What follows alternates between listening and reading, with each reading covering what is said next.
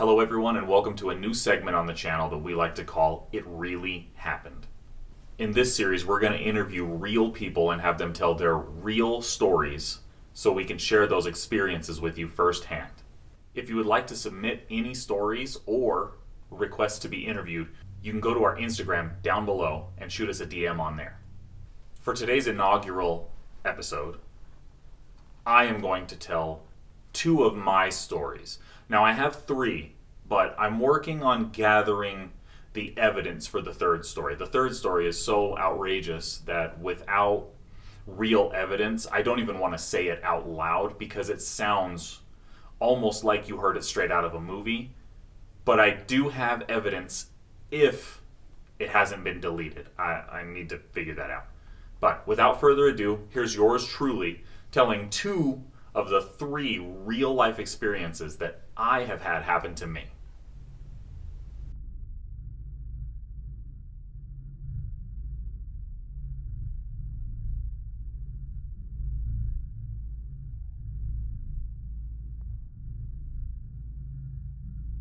So when I was 13, 14 years old, probably 13, my dad worked for the Wendover airport. And for those who don't know, who aren't from this area, it's like world famous for World War stuff, but it's also like notoriously haunted, right? So everybody who's been around it knows and has experiences, but I hadn't yet. It just was kind of creepy.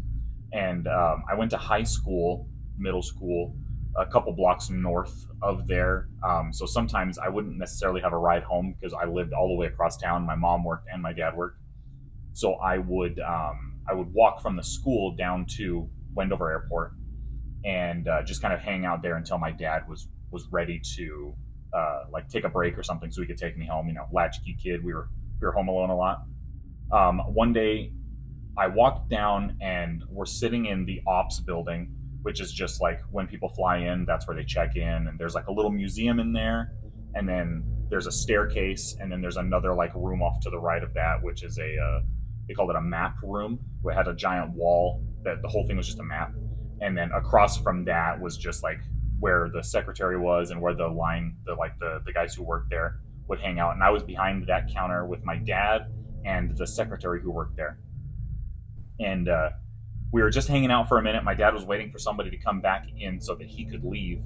And out of nowhere, we hear a phone ringing, and it sounded like an old school like ring, not like a ringtone, but an actual phone ringing.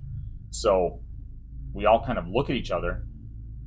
It's like 5 seconds of ringing, and we're like, okay, something's really going on. So we get up and we walk towards that right-hand map room. And when we get in there, on the right-hand wall, there's like a pedestal about this tall, like just a square pedestal. And on top of it is an old rotary phone. And it's ringing right in front of us. So we're like, that's super strange. So we walk up to it. My dad answers the phone. And there's nothing. It's dead silent. There's no dial tone. There's no beeping. There's no busy signal. There's nothing. It's completely dead. And so he hangs it back up and looks on the back side of it, and he picks up the cord, which was coiled up with a like a twist tie that you put on like a loaf of bread. It was twist tied up and not connected to anything. There's no power to it. It hadn't been connected to anything in probably decades. I mean, this was a very, very old phone. It was kind of a decoration piece that was in there. And we all just kind of like looked at each other, and I was like, there's no way that a phone just started ringing out of nowhere. And we got to witness that. We picked it up. There's nothing there. And we verified that it was not even plugged into a wall. Like all three of us saw that, right? We're like, yeah, cool. And that was like the first time I ever experienced something where I, at least at the time, couldn't explain it. We all just kind of chalked it up as, okay, that just happened in front of all of us.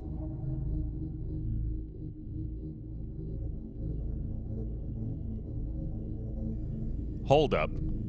Did you know that 91% of you are not subscribed? You're already on the video. Go ahead and hit that subscribe button so you can be notified every time we release new content. Alright, I think that's enough of that. Let's get back to the action.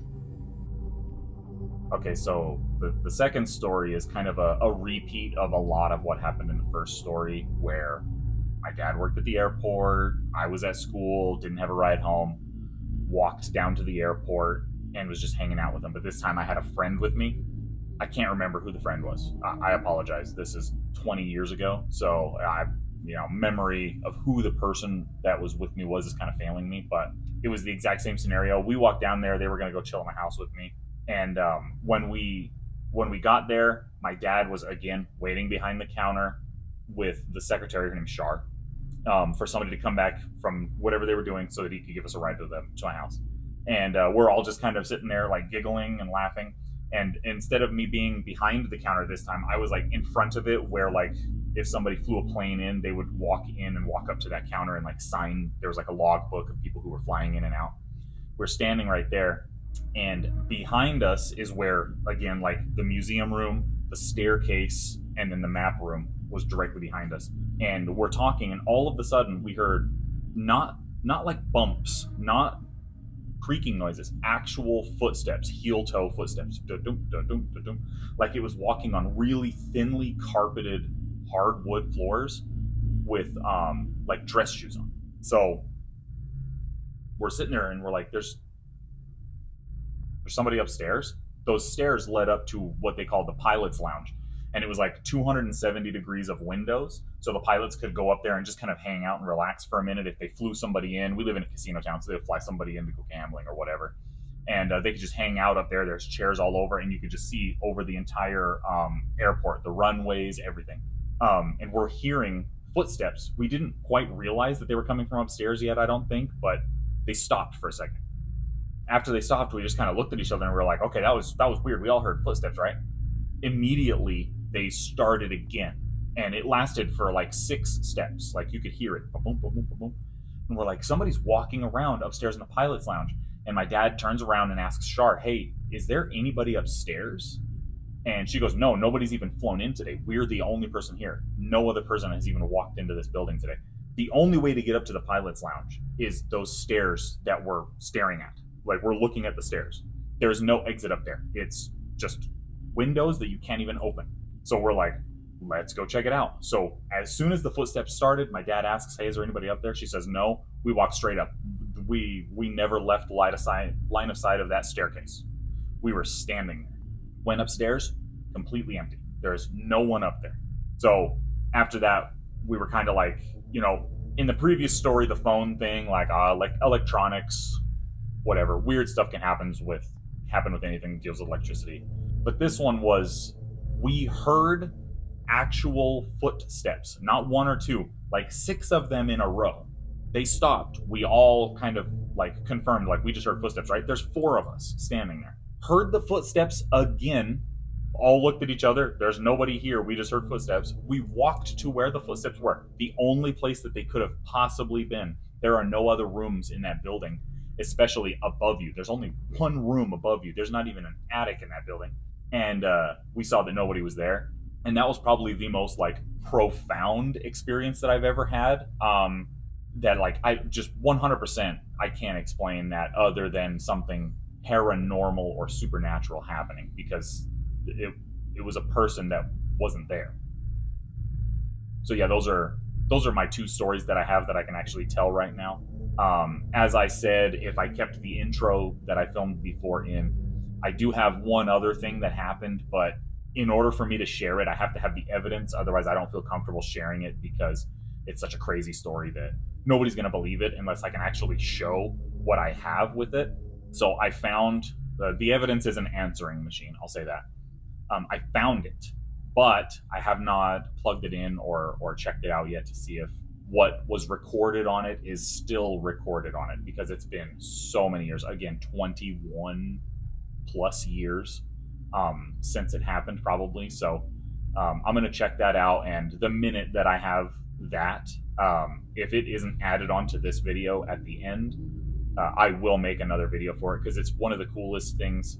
Well, I use the word cool lightly, but one of the most profound things that has ever happened, that I've ever like seen, not even just to me, that I've ever seen. So anyway, thanks to anybody who's watching. I'm getting some more stories collected.